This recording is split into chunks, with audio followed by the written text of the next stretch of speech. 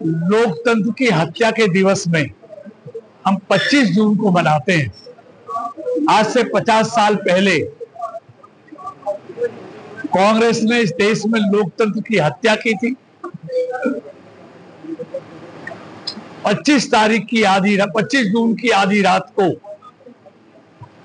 देश में आपातकाल लगाने की घोषणा हुई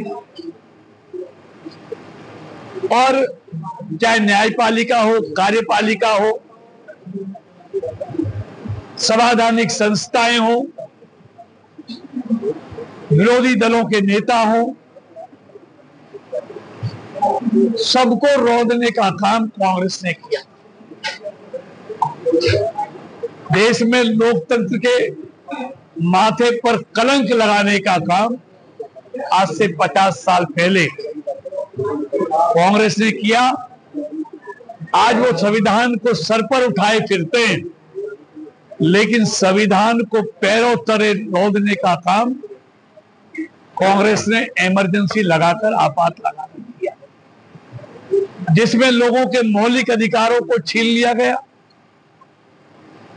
प्रेस पर सेंसरशिप लगा दी गई, विरोधियों को जेलों में डाल दिया गया, तरह तरह के अत्याचार किए गए, अधिकारियों को निष्पक्षता के साथ काम करने का अधिकार नहीं था।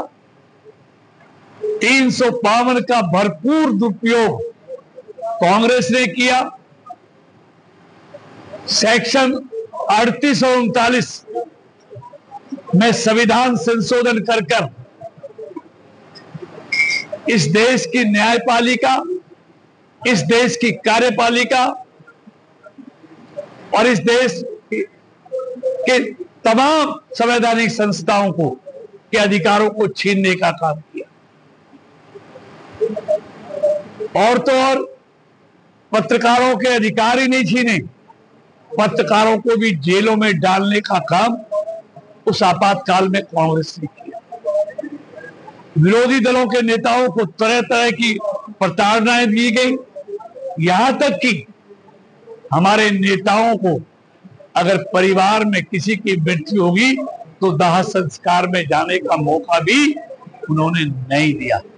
उसका जीता जागता उदाहरण हमारे तत्काल आज के रक्षा मंत्री श्री राजनाथ सिंह जी हैं।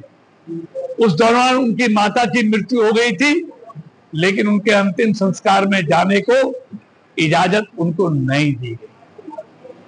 और संविधान को एक तरह से नहीं, संविधान की जितनी अवहेलना आप अच्छी तरह जानते हैं। 2005 से 14 तक मनमोहन सिंह की सरकार में प्रधानमंत्री का चेहरा कोई और था और सत्ता का केंद्र कहीं और था।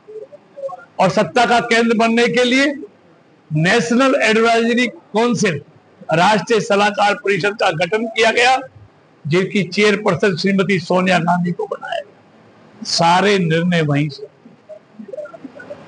हमसे जुड़े रहने के लिए हमारे YouTube चैनल को सब्सक्राइब करें और नई वीडियो की नोटिफिकेशन के लिए बेल आइकॉन को दबाएं।